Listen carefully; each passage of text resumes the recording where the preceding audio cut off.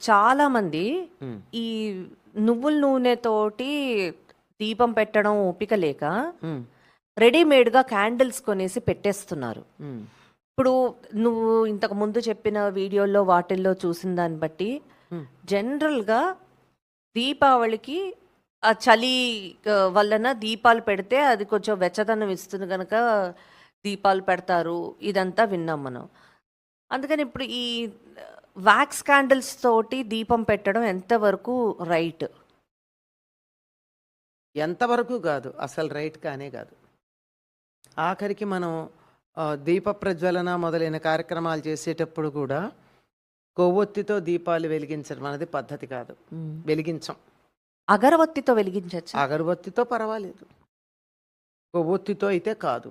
హ్మ్. అగ్గిపుల్లతో కూడా ఇంకా రెండో పక్షం అంటారు. హ్మ్.